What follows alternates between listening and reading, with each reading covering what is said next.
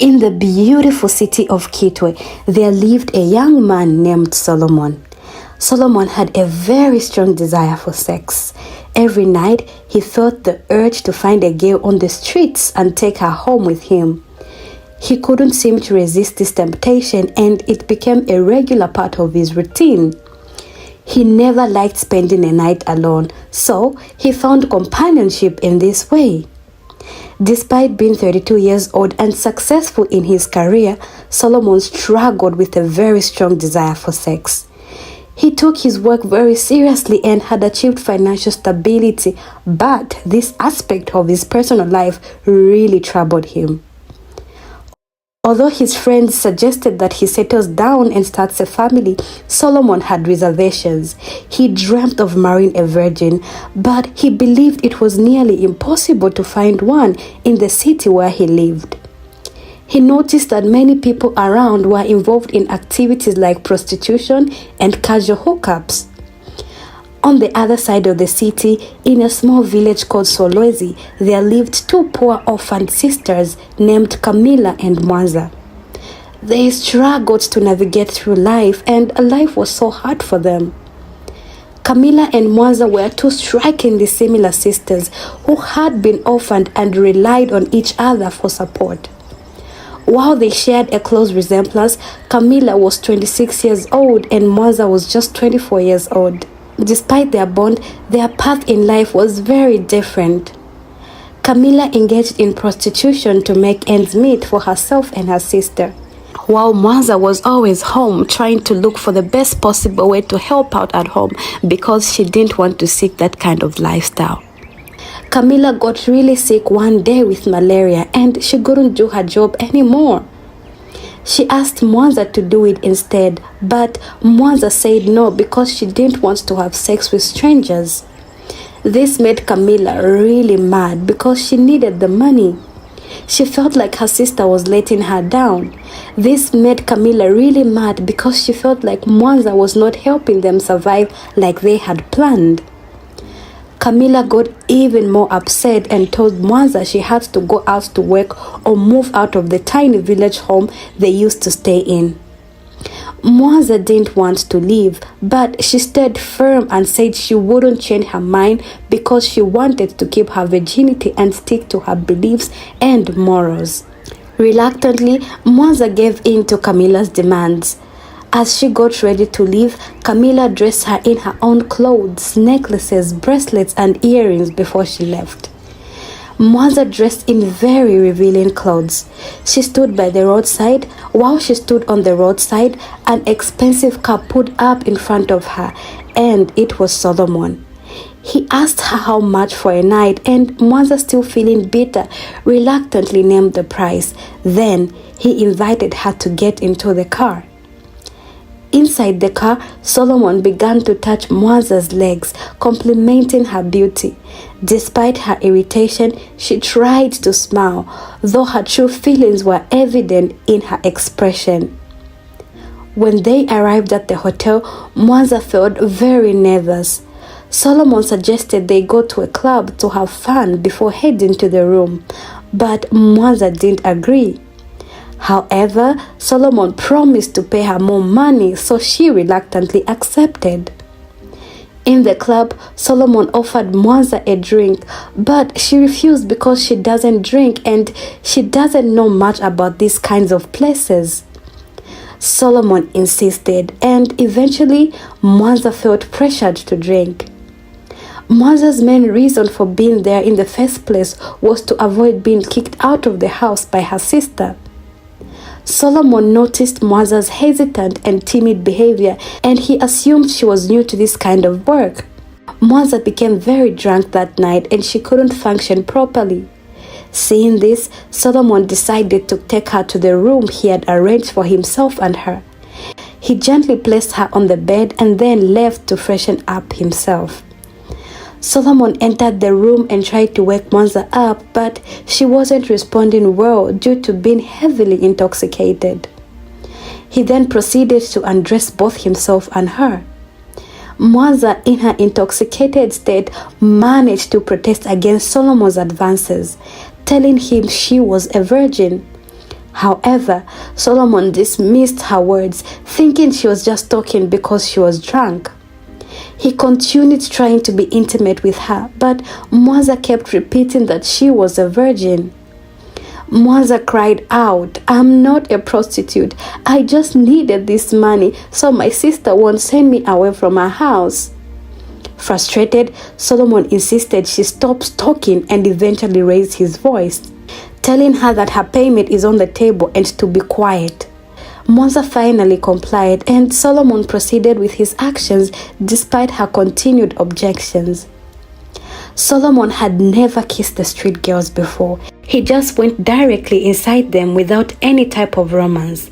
But this time he felt like kissing Mwanza. He felt she was special and admired her beautiful face. He kissed and romanced Mwanza. Then he went inside her, though while wearing protection. It was his first time enjoying sex. Her body was tight, not loose like other girls he had been with before.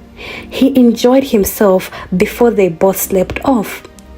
Solomon woke up in the morning expecting to see Mwanza beside him, but she wasn't there. Confused, he looked around the room, but Mwanza was nowhere to be found. As Solomon got out of bed, he noticed bloodstains everywhere, in the sheets, on his body, and around the room. Shocked and alarmed, he realized the significance of the stains and what had likely occurred during the night.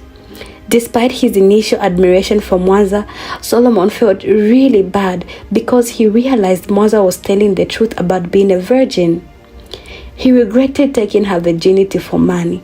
As he walked to the bathroom, he saw Mwanza's necklace she left behind. Solomon felt really bad about what happened with Mwanza. He knew he had to find her and apologize, so he quickly got dressed and left the hotel to look for her. Meanwhile, Mwanza woke up feeling confused and ashamed. She left the hotel in a hurry, not wanting to see Solomon or anyone else from that night again. Feeling really down, Mwanza went home. She decided to give back the money Solomon had given her to her sister, Camilla. Camilla felt happy seeing the huge amount because nobody had ever paid her so much for one night's work, even though her sister's face showed she was hurting. Mwanza hissed in pain as she walked slowly, feeling discomfort from her encounter with Solomon. She went into the bathroom to take a bath. Seeing her sister's discomfort, Camilla laughed and told her she'd get used to it if she kept doing that kind of work. From the bathroom, Mwanza rejected Camilla's suggestion firmly, saying she would never do it again. She cried in the shower, feeling cheap and ashamed of what happened the previous night. Meanwhile, Solomon ran to the streets with the necklace, hoping to find Mwanza. But his search was unsuccessful, so he decided to go back home and get ready for work. At work, Solomon couldn't shake off the memory of Mwanza pleading with him, saying she just needed money and wasn't a street girl. The guilt weighed heavily on him, making him restless throughout the day. After work, he hurried to the spot where he had picked Mwanza up, hoping to find her there, but she wasn't there to be seen. Desperate to find her, Solomon described Mwanza to other girls working in the area, but none of them knew her. Solomon realized he didn't know Mwanza's name, phone number, or even where she lived. The only clue he had was the necklace she had left behind in the hotel room. For 2 whole weeks, Solomon searched for Mwanza, and it was the hardest time he'd ever faced in his lifetime. Even though he usually couldn't go a night without being with a woman, he managed to stay away from that for 2 weeks. Mwanza's beauty, her clear skin, and her innocence stuck in Solomon's mind. After his unsuccessful efforts to find Mwanza, Solomon decided to return to his normal routine. One evening, coming back from work, he picked up another street girl from the streets and took her to a hotel. But as soon as she tried to get close to him, it was like he was seeing Mwanza, and he smiled. But when the new girl touched him, he realized she was different and he felt really irritated. This reaction was really unlike Solomon. As Mwanza's image clouded his mind, he offered the street girl money to go home and he decided to hang out with his friends instead.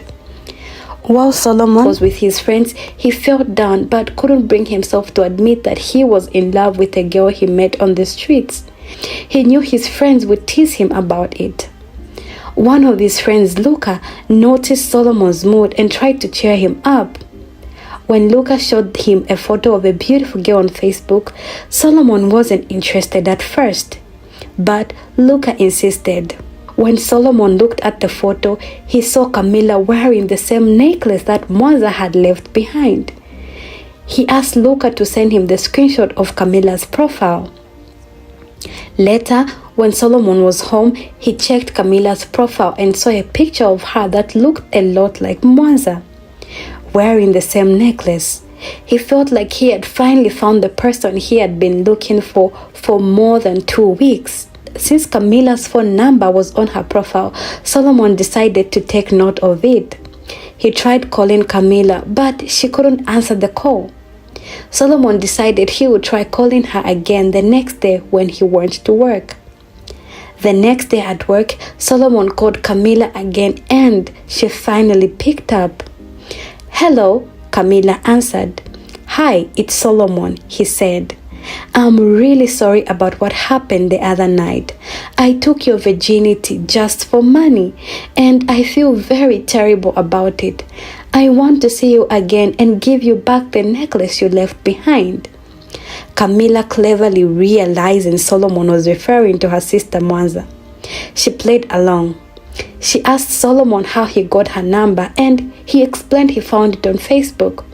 They agreed to meet at the mall to exchange the necklace.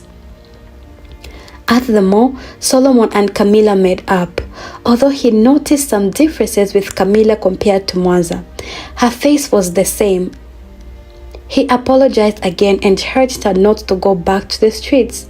Camilla explained that she had to due to her aunt's demands. "My aunt will send me out of the house if I don't go to the streets," Camilla replied. "I have nowhere else to go or stay." In response, Solomon offered her enough money to find accommodation and start a business so she wouldn't have to return to the streets. Grateful, Camilla accepted and Solomon gave her a check for a large amount of money before they said their goodbyes. When Solomon got home, he felt a difference in his connection with Camilla compared to Mwanza. He couldn't shake the feeling that Camilla seemed more exposed. After thinking it over, he assumed it was because they hadn't seen each other over a long time. Camilla went home feeling incredibly excited. "I've hit the jackpot," she said to herself.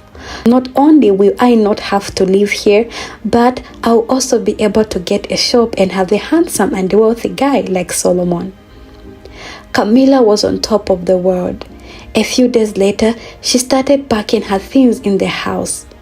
When Mwanza asked where she was going, Camilla replied aggressively, "I'm finding my own way. I can't keep staying in this dirty place." Mwanza pleaded with her to at least tell her where she was going, but she refused to share any details. Camilla moved to a new house out of the village and Mwanza was left there all alone, suffering. Camilla started a big clothing and jewelry business. Solomon continues to communicate with Camilla over the phone, and he was happy to hear that she was doing well. However, he still felt like something was missing. Solomon decided to take Camilla to his house and showed her where he lived. And to her surprise, he lived alone. Camilla's eyes widened and she smiled to herself, realizing that her life had changed for the better. Solomon continues to support Camilla financially so that she wouldn't lack anything at all. One day, Solomon arrived at work to find his office in a mess. He called his secretary to inquire why the cleaner hadn't shown up, only to learn that the cleaner had stopped coming. The secretary had quickly tied up the office herself.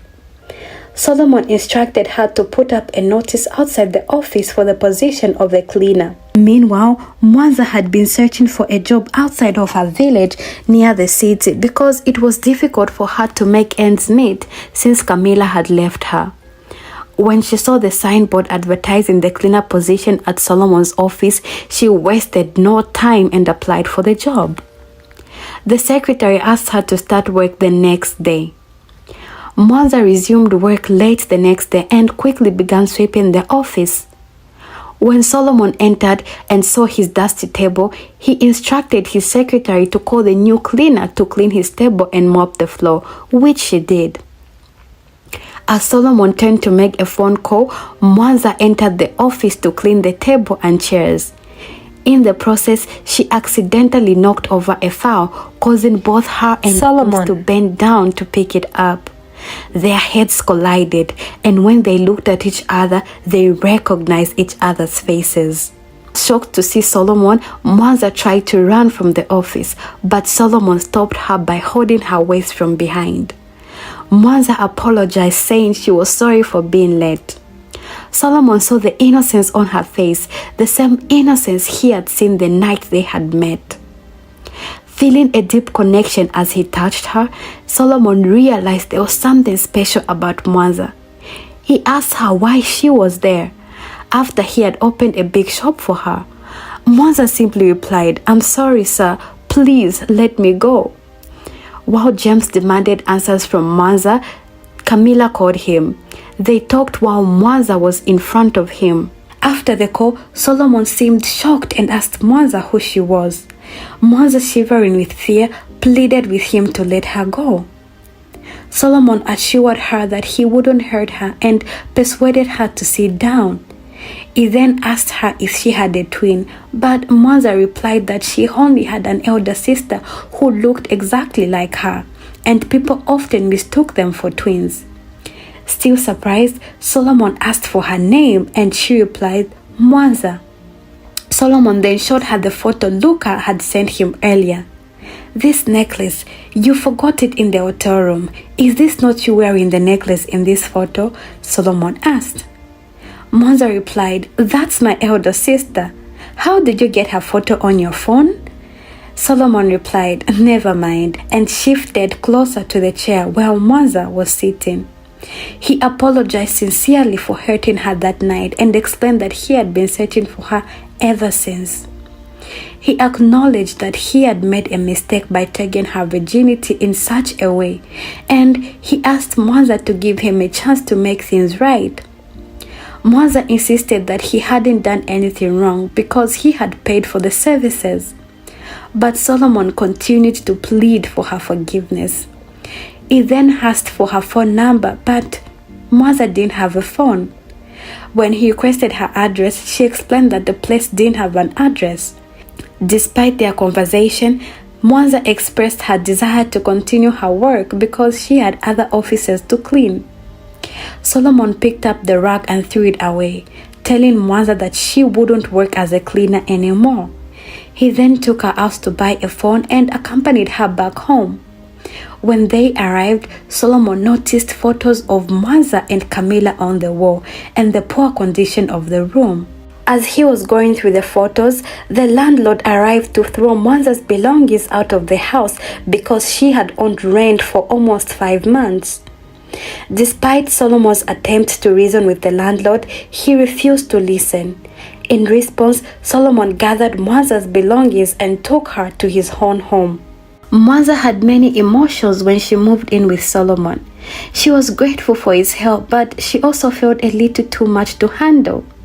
Solomon really wanted to assist Mwanza however he could.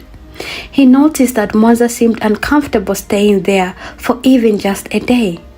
So he decided to find her a better place to stay. He called his lawyer to help arrange for the house. While Solomon was talking to his lawyer, Mwanza walked in unexpectedly. Solomon quickly ended the call and told the lawyer he would call back. Curious, Mwanza asked why Solomon was doing so much for her when she had nothing to offer in return. Solomon reassured her that he didn't expect anything in return and just wanted her to relax. But Mwanza, feeling uncertain, suggested that if Solomon brought her here just to be intimate with her, then she couldn't stay. Solomon responded firmly, saying he called his lawyer to find her a better place for accommodation. He confessed his feelings for Mwanza, saying that he liked her a lot and he was even in love with her. However, he emphasized that he wouldn't force her to accept his feelings. Instead, he promised to assist her regardless of their relationship status. The next day, Solomon and Mwanza went to see different apartments. Solomon said he would pay for whichever one Mwanza liked best. They visited a few places, but Mwanza didn't like any of them. Even though the apartments they saw were all nice and costly, Mwanza felt like she could trust Solomon. She felt safe around him and started thinking about staying with him in his house.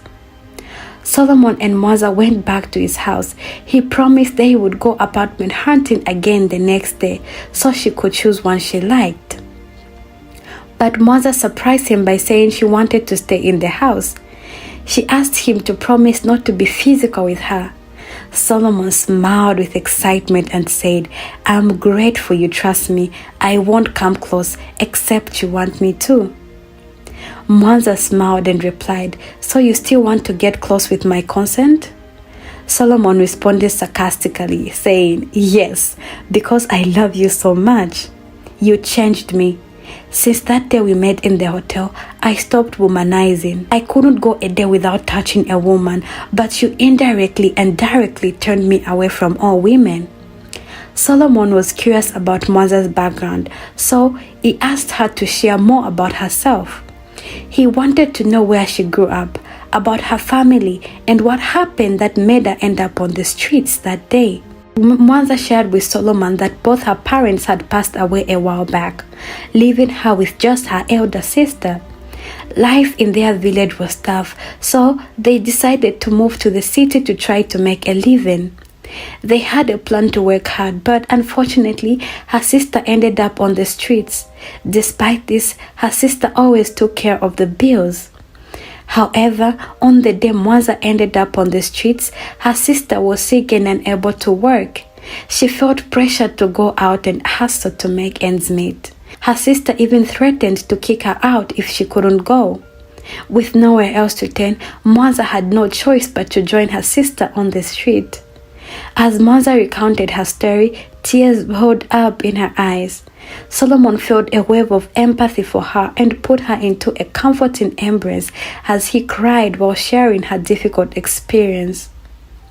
Mwanza also asked Solomon why he was womanizing. He explained that many women were interested in him because of his money, and some even deceived him. Since then, he felt that instead of being with women who were only interested in his wealth, it would be better to pick girls from the streets. He believed that they might be more genuine and not after his money. Mwanza comforted Solomon, and they shared a comforting hug. Meanwhile, it had been a week since Camilla had been trying to reach Solomon. But he refused to answer her calls because he knew she was an imposter. Despite his avoidance, Camilla decided to pay him a visit at his house. Mwanza and Solomon had become good friends after their heart-to-heart talk. Mwanza felt safer with him, and he appreciated her trust. One day, while they were relaxing at Solomon's house, there was a knock on the door. Solomon went to answer it, and to Mwanza's surprise, it was Camilla. Camilla looked shocked to see Mwanza in Solomon's house. She looked at Mwanza suspiciously. "Why are you here?" she asked sharply. Mwanza felt scared. "I am staying with Solomon," she said quietly. Camilla softened a little but still seemed angry. "Why?" she asked. Mwanza glanced at Solomon for help. "Solomon is helping me find a place to stay," she explained. "I didn't have anywhere else to go." Camilla seemed a bit calmer. Then she turned to Solomon, looking angry again. "Why did you bring her here?" she demanded. Solomon sighed. "I'm helping Mwanza," he said. "She needed a place to stay." Solomon, with a serious look, "Since you left her and you are pretending to be her," he said. Mwanza furrowed her brows in confusion. Pretending to be her? She asked, puzzled. Solomon explained how Camilla had pretended to be Mwanza, but he was relieved that he finally found the real Mwanza. Before Mwanza could fully understand, Camilla tried to pull her away, insisting they go to her house, but Mwanza refused and Solomon stepped in to protect her. "Leave her alone, Camilla," Solomon said firmly. Camilla glared at Mwanza, threatening to deal with her later, before storming out of the house, feeling furious that Mwanza might take Solomon away from her. When Camilla got home, she decided to visit her uncles and aunts in the village to seek their help in evicting Mwanza from Solomon's house. So, she journeyed to the village and lied to her relatives, who had never helped her or Mwanza before, to come and take Mwanza away from Solomon. They all agreed and arrived in the city, and Camilla took them to Solomon's house, but unfortunately he wasn't there. Mwanza opened the door and welcomed them in. The aunts and uncles entered the house, knowing Solomon would be a very rich man, so they wanted to strike a deal that would benefit them, not Camilla. The aunts and uncles spoke amongst themselves and agreed to wait for Solomon to return. However, Camilla was impatient and wanted them to forcefully remove Mwanza from the house. But because of their own selfish interests, they realized that if they took Mwanza out and Solomon returned without seeing her, he might file a police report against them. Mwanza decided to call Solomon to come home due to an emergency, and he rushed home only to find a lot of strangers in his house. He greeted them and they introduced themselves as Mwanza's paternal relatives. They told Solomon they came to take Mwanza away because it was against their tradition for a girl to stay in the same house with a man who wasn't her husband. Solomon replied, "I'm sorry about breaking your tradition, but I would really love to marry Mwanza." When Camilla heard this, she got very angry. The uncles and aunts replied to Solomon, "Now you are talking." They invited Solomon to their village to take the list for marrying arrangements. Camilla told her uncles and aunts that this wasn't the reason she invited them. She invited them to evict Mwanza from the house, but now they were arranging a marriage. Solomon promised Mwanza's family that he would come to their village in 3 days' time to take the list and make necessary arrangements. Mwanza's paternal family were happy and he gave them a large sum of money to cover their transportation expenses home. This made Camilla very angry and furious because her plans had backfired on her. After Camilla and her relatives left Solomon's house, Mwanza confronted him about why he had promised to go to a village and take the marriage list without asking for her consent first. Solomon replied, "That's the best thing I could think of." Mwanza became angry and stormed out of the sitting room after a heated argument with Solomon. Solomon went to her room to talk to her, expressing his deep feelings and desire to be her husband. He pleaded with her, telling her that he loved her and promised never to hurt her again. But Mwanza refused, and Solomon, feeling defeated, told her he would return to his old ways. He left her room, but Mwanza ran after him and held him from behind, telling him not to go. She refused that she really liked him too and had grown to love him. Finally, she agreed to marry him. Hearing Mwanza's words made Solomon incredibly happy. He hugged her tightly and kissed her forehead. Meanwhile, Camilla was at home worrying about what to do next since her plan had failed. She couldn't let Mwanza have such a rich man to herself, so she began plotting her next move. Camilla decided to call Mwanza on the phone to let her know how Solomon was hiding a very big secret from her. Mwanza demanded to know, but Camilla said she would give her the whole details later. But this information really got Mwanza worried. Mwanza and Solomon planned to visit her hometown to get the marriage list. Even though Mwanza was worried, Solomon took her to meet his uncle first and other family members. Mwanza liked spending time with Solomon's family. They also welcomed her as well. When they started their journey to Mwanza's hometown, she couldn't stop worrying. She tried to be happy, but the fear stayed with her. Solomon tried to cheer her up, but she felt scared. One day, while Mwanza was out, Camilla called again. Her voice this time was very serious, and Mwanza knew something was wrong. Camilla told her that Solomon was hiding something big from her. He had HIV. Mwanza felt shocked and sad hearing this information, not knowing Solomon had kept this from her. She knew she had to talk to him and find out the truth. She couldn't believe it without hearing Solomon's side of the story. Once she got home, she hurried to Solomon's room to talk to him, but as she approached, she overheard him talking on the phone. He sounded very urgent, saying he needed medicine because he was very sick. Mwanza's heart sank as she listened in shock. She felt like Camilla's words had been confirmed, and she believed Solomon did really have HIV. Just like Camilla said, feeling betrayed and hurt, she quietly retreated to her room, tears streaming down her face. She couldn't believe that Solomon had kept such a big secret from her, especially after knowing he was sick. She felt like she had been kept in the dark, and the realization left her feeling broken and alone. Meanwhile, the medicine Solomon urgently needed was actually for his uncle, who was too unwell to accompany them for the marriage arrangements.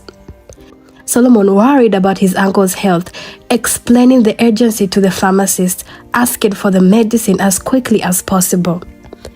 However, Mwanza overheard only part of the conversation and she misunderstood everything.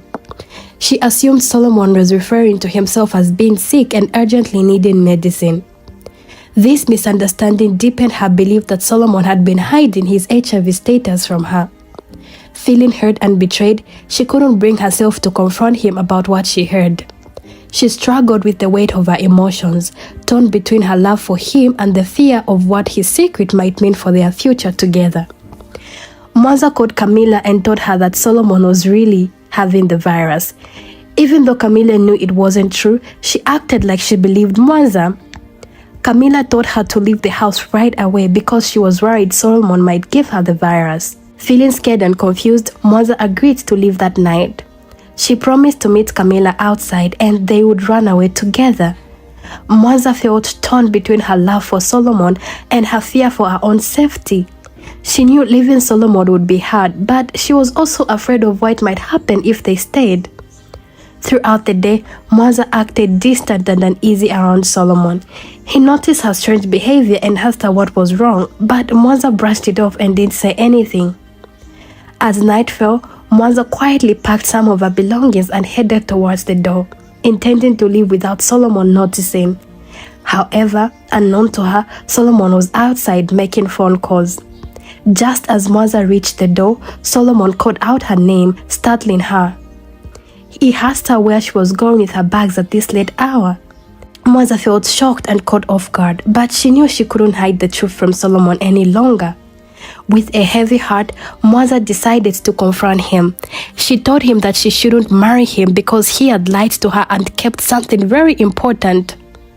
She accused him of having HIV and not telling her about it, despite their plans for marriage.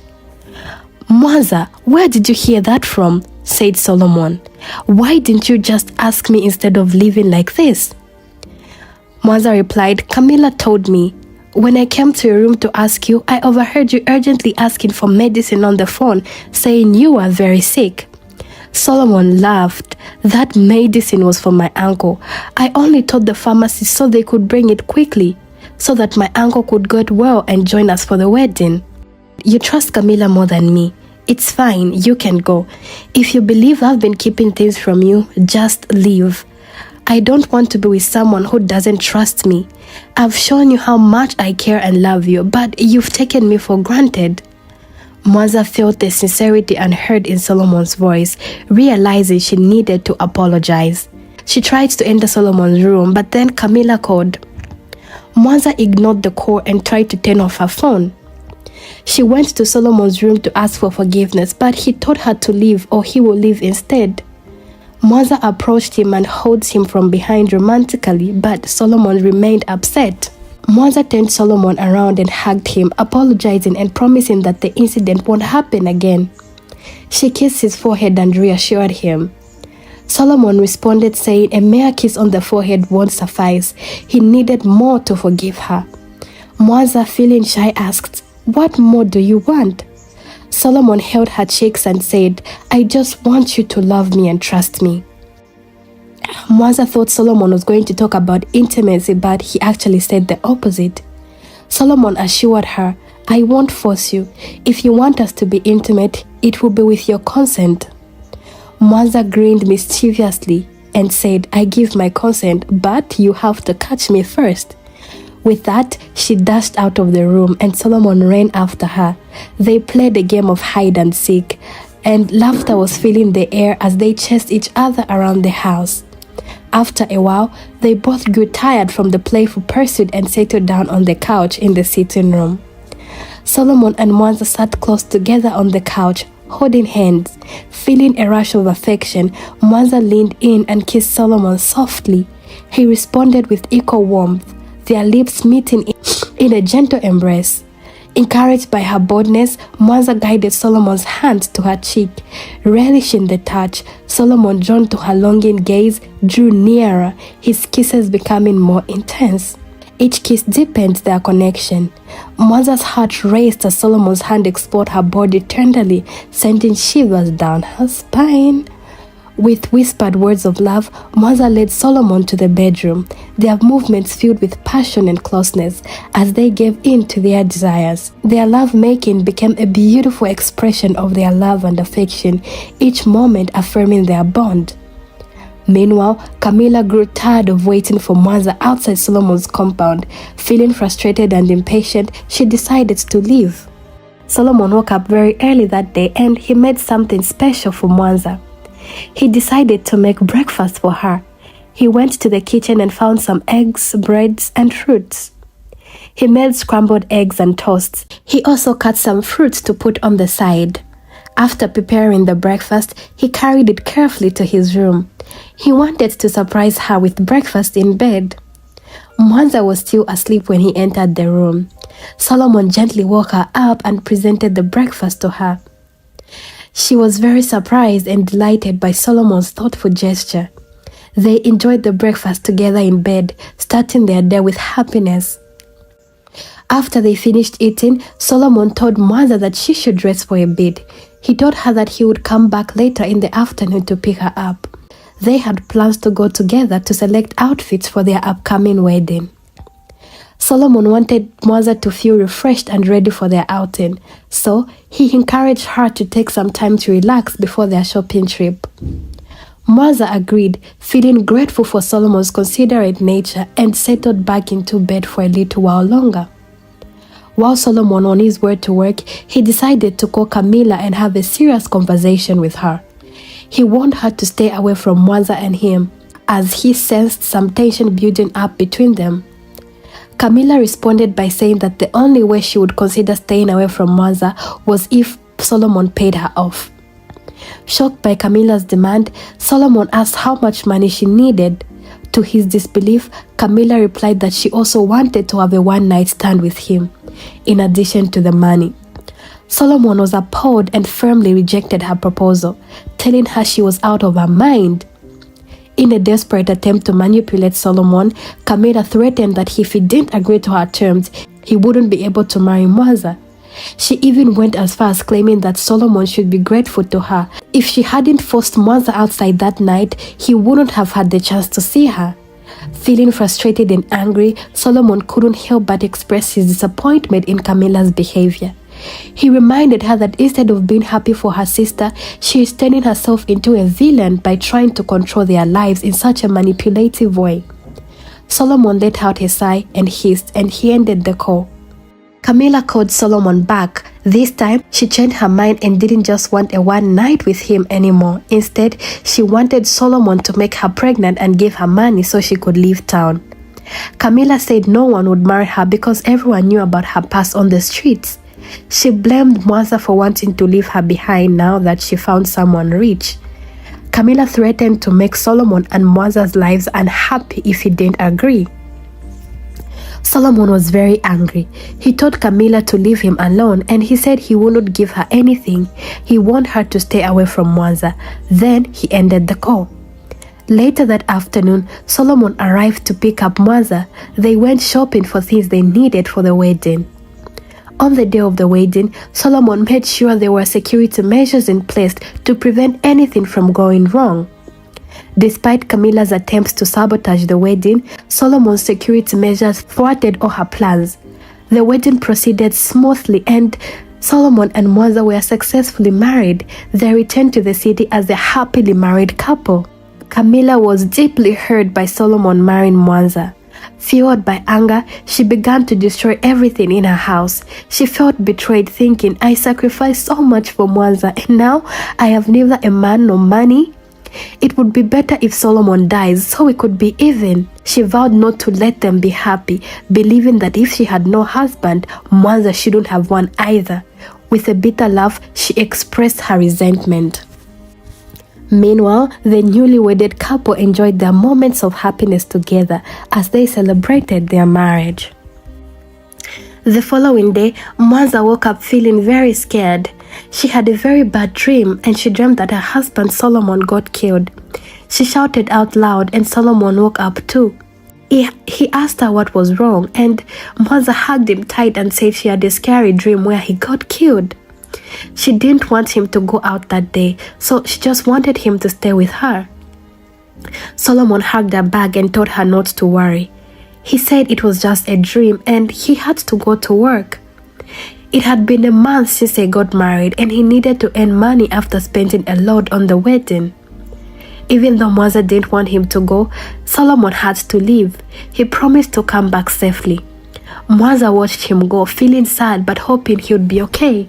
Solomon got into his car and started driving to the office. Along the way, he spotted two men fighting in the middle of the road. He honked his horn, hoping they would stop, but they ignored him. Feeling concerned, Solomon decided to step out of his car to intervene and separate them. However, he didn't realize that these men were actually goons hired by Camilla. As Solomon approached them, the goons revealed guns hidden in their pockets and threatened to shoot him if he didn't follow them. Terrified, Solomon complied and followed them. They led him to a secluded area in the bush. Once they were alone, the goons mercilessly beat Solomon up while Camilla watched, laughing at his plight. Solomon pleaded with Camilla, begging her to spare his life for Mwanza's sake. But Camilla, fueled by anger and resentment, coldly refused. She declared that if she couldn't be happy, then Mwanza shouldn't be either. With Solomon pleading for mercy falling on deaf ears, the goons dug a shallow grave and buried him alive. Camilla and the goons then left the bush, leaving Solomon trapped and fighting for his life beneath the earth. Two people passing by saw what was happening. They immediately rushed to the grave and started digging Solomon out after Camilla and the goons left. They walked quickly, knowing that time was running out. Finally, they managed to free Solomon from the makeshift grave and carried him to a nearby hospital as fast as they could. In the hospital, doctors and nurses worked urgently to save Solomon's life. They treated his injuries and worked to stabilize him. Despite the severity of his condition, they were determined to do everything they could to ensure that Solomon survived. As Solomon lay in the hospital bed fighting for his life, Mwanza was really worried at home. She couldn't stop thinking about the scary dream she had. She tried calling Solomon, but he didn't answer. So she went to his office, but they told her he wasn't there. This made Mwanza even more worried. She felt like something bad might have happened to Solomon.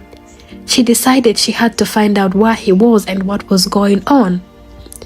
Mwanza called Solomon's uncle and shared her worries with him, telling him about the scary dream she had. She explained that she couldn't reach Solomon because his phones were off, and he wasn't at home or work either. He wasn't at home or at work either. Solomon's uncles tried to calm her down and told her to wait until evening for news. But as the evening came with no word from Solomon, Mwanza's anxiety became unbearable. She and Solomon's uncle decided to go to the police station to report his disappearance. Meanwhile, Camilla celebrated her victory, knowing that she had caused pain and suffering from Mwanza.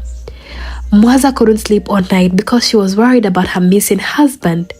She called Camilla to tell her what happened, hoping for some comfort, but Camilla pretended to be sympathetic, even though she was secretly happy that Solomon was gone. The next morning, the police told Mwanza they found Solomon's car on the road, but he wasn't there. This made Mwanza even more scared. She cried and blamed herself for not convincing Solomon to stay home. Meanwhile, Solomon woke up in the hospital after 4 days of being unconscious. When Solomon woke up, he immediately thought about Mwanza. He was worried if she was okay. He wanted to get up, but the nurse said he needed to rest. So he asked the nurse if he could use her phone to call his uncle. Solomon called his uncle and told him everything about what happened to him. He asked his uncle to make sure Mwanza was safe. His uncle actually said Mwanza was currently with him at his house. Solomon begged his uncle to keep Mwanza safe and not let her leave because he thought she might be in danger. He also asked his uncle not to tell anyone where he was until he got better and could go home. After the call, Solomon asked the nurse how he ended up in the hospital. The nurse explained that some people had brought him in. They had found him buried alive, but thankfully they had saved him just in time. Solomon was grateful and wanted to thank them personally. He asked the nurse if he could meet them, but she said she would let him know if they came around. Solomon nodded, relieved to know he had been rescued and eager to express his gratitude to his rescuers. That evening, Camilla called Mwanza to ask if there was any news about Solomon. Mwanza replied that there was no news yet. This made Camilla very happy, but she pretended to be concerned and comforted Mwanza. She promised to visit her soon. However, Mwanza mentioned that she was staying at her in-laws' place, not at home, in case Camilla wanted to come over. Camilla assured Mwanza that she would visit her whenever she returned home. After hanging up the call, Camilla couldn't contain her excitement. Seeing Mwanza sad brought her joy. "You want to enjoy when I sacrificed my body for you to eat?" she muttered to herself. After a month of recovery, Solomon returned to his base. He visited his uncle's place secretly at night, and when Mwanza saw him, she couldn't contain her joy. It was as if her life had returned back to her body. She hugged Solomon tightly and asked him why he had left her like that. Solomon explained everything that had happened to him, detailing Camilla and her accomplices' actions. Hearing this from Solomon, Mwanza was shocked that her own sister could do such a thing to her husband. After much talking, she took Solomon to her room in her in-laws' house. There, she gave Solomon good news. She was actually expecting their child. This news brought additional joy to Solomon's mind. He hugged her close, feeling safe and loved. The next day, Solomon, his uncle, and the police went to Camilla's house to capture her. When Camilla saw Solomon, she was shocked to see him alive. She asked Solomon how he had survived, but he just hissed in response and distracted the police to take her away. Despite her attempts to flee, the police managed to capture her. She then led the police to where her accomplices were hiding. The police apprehended them all. The case was taken to court, and after much deliberation, Camilla and her accomplices were sentenced to life in prison without parole. Justice was served, and Solomon could finally rest, assured that they would never be able to harm anyone else again. Camilla's regrets came too late, and she realized she was in the wrong place. Despite feeling remorse for her actions, she understood that her regret couldn't undo the harm she had caused. Now facing the consequences of her choices, she grappled with the weight of her decisions. However, it was a harsh lesson learned too late, and she had to come to terms with the irreversible consequences of her actions. After some months, Mwanza welcomed a beautiful bouncing baby boy, who was a carbon copy of his dad, Solomon. Overjoyed by their new addition to the family, Solomon couldn't help but appreciate Mwanza for entering his life and transforming him from a womanizer into a more responsible person. In return, Solomon surprised Mwanza with a luxurious shop fully stocked with goods. Mother was overwhelmed with joy and gratitude, thanking Solomon for coming into her life and helping her become a better person. She appreciated that Solomon didn't judge her from their one-night stand, but instead supported her and stood by her side through thick and thin. Together, they embraced their new roles as parents and cherished the love and bond they shared as a family. That's it for this story. I hope you really enjoyed. And I think one important lesson that I personally picked from the story is that whatever you try to do to bring someone down, just know and just remember that it is going to backfire. Whether you like it or not, when you give hate, it is going to be multiplied. If you give love, it is going to be multiplied. And you know what? Just be happy for the other person. We all go through tough times in life. We all pass through challenges. But if you see someone happy, it doesn't mean that your happiness won't come. You know, just work towards being a good person and let people be. Jealousy will kill you. Thank you very much for watching, and I want you to tell me the lessons that you've learned from the story. I'll see you in my next one. Bye.